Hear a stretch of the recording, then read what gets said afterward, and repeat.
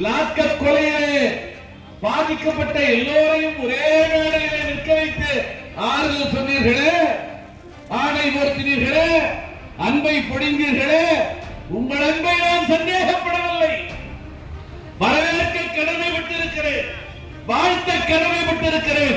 ஆனால் அந்த அன்பு உண்மையானால் இந்த சாதி ஆணவ படுகொலையாலே சிதைந்து கிடக்கிற குடும்பங்களுக்கும் நீங்கள் நேரில் போக வேண்டுமா இல்லையா?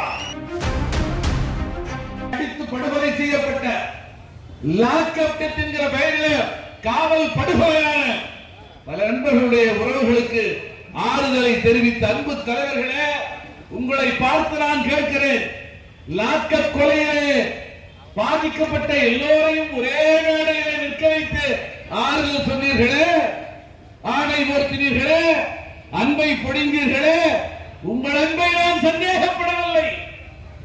வரவேற்க கடமைப்பட்டிருக்கிறேன், வாழ்த்த கடமைப்பட்டிருக்கிறேன்.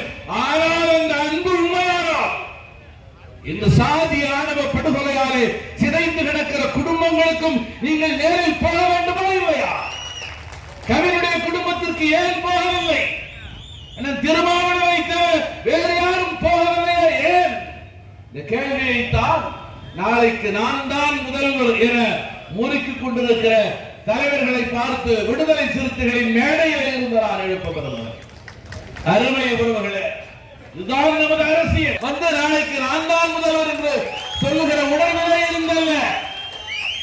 எல்லோரும் அரசியல் அதிகாரத்திற்காக கட்சி நடத்துகிறார்கள் என்று சொன்னால், மானுட சமத்துவத்திற்காக தன்மானத்திற்காக ஒரு கட்சியை நடத்துகிறார் எழுச்சி தமிழர் மரியாதைக்குரிய தலைவர் அண்ணன் திருமாவளவன்.